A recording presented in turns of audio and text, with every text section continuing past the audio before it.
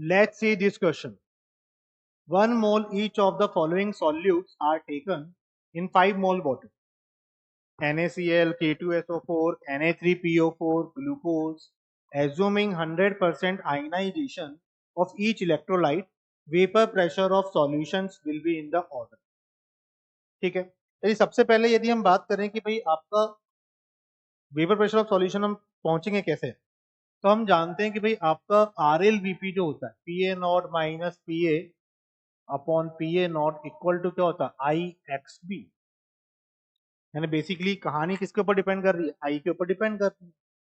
ठीक है, अब यदि हम यहाँ पे बात करें NaCl के लिए, कि NaCl सोडियम क्लोराइड के लिए जब 100% आयनाइजेशन हो रहा है तो आई की वैल्यू क्या होगी, एन के इक्वल ही होगी, क्योंकि भाई आपका 100% आयनाइजेशन है।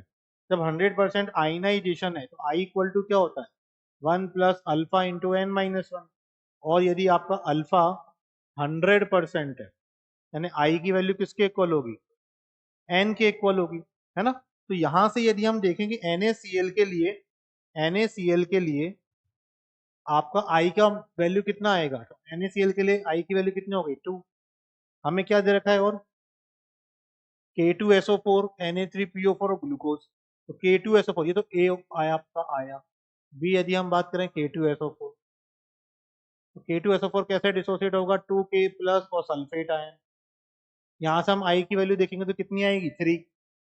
ठीक है, अच्छा I की वैल्यू 3 क्यों आ रही है, क्योंकि I की वैल्यू किसके ऊपर डिपेंड कर रही है, अल्फा। अल्फा 100% है तो I इक्वल टू क्या होगा N, और N क्या होता है number of moles of product when 1 mole of reactant dissociate. ठीक है, total moles of product count करने। यदि हम बात करें Na3PO4 की सोडियम फॉस्फेट की, ये कैसे डिसोसिएट होगा 3Na प्लस और फॉस्फेट आयन।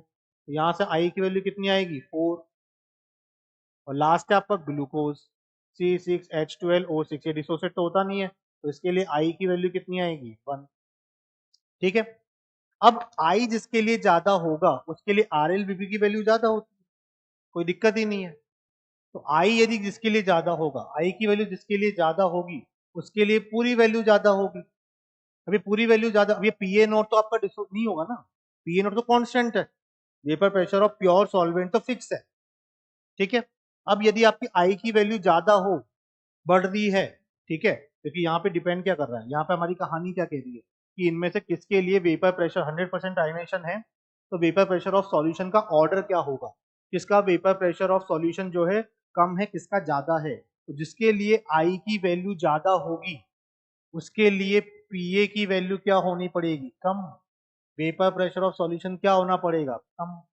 तो वेपर, क्योंकि ये वैल्यू कम होगी तभी तो ये वैल्यू क्या आएगी ज्यादा आएगी। ठीक है, तो ये दोनों वैल्यू तो फिक्स है, PA0 तो फिक्स है, यानी इस वैल्यू को क्या होना पड़ेगा कम होना पड़ेगा, तभी आई की वैल्यू क्या आएगी ज्यादा। ठीक, तो आई की वैल्यू ज्यादा है इसका मतलब PA vapour pressure of solution क्या होगा कम। तो आपका वेपर प्रेशर ऑफ सॉल्यूशन का जो ऑर्डर है वो क्या हो जाएगा भाई आपका, कि सबसे आई की वैल्यू इसकी सबसे ज्यादा किसकी है Na3PO4 यानी C, सबसे कम होगा, देन B, देन A, और सबसे ज्यादा किसका होगा, जिसका आई सबसे कम है उसका वेपर प्रेशर ऑफ सॉल्यूशन क्या होगा सबसे ज्यादा होगा। तो आंसर क्या हो जाएगा, आंसर ऑप्शन सी। ठीक है, तो यहां पर हमने relative lowering in vapour pressure RLVP की हेल्प लिए, और इस RLVP की हेल्प से हमने बेसिकली कहानी में पता करा है कि वेपर प्रेशर और वांट ऑफ फैक्टर में क्या रिलेशन चला। ठीक है, वेपर प्रेशर ऑफ सॉल्यूशन में, उसकी हेल्प से हमने यहाँ पर आंसर हमारा निकाला है कि भाई आपका आई वांट ऑफ फैक्टर की वैल्यू जिसके लिए सबसे ज्यादा होगी, क्योंकि RLVP उसके लिए सबसे ज्यादा होगा, relative lowering in vapour pressure उसके लिए सबसे ज्यादा होगा, लेकिन क्योंकि PA0 vapour pressure of pure solvent तो वैल्यू फिक्स है। अब वैल्यू फिक्स है तो वैल्यू बढ़ेगी कब, जब ये वैल्यू कम होगी। ये वैल्यू कम कब होगी, जब ये वैल्यू कम होने का मतलब है बेसिकली आई का बढ़ना। उसकी हेल्प से हमने यहाँ पर आंसर दिया है अपना आंसर सी। Thank you.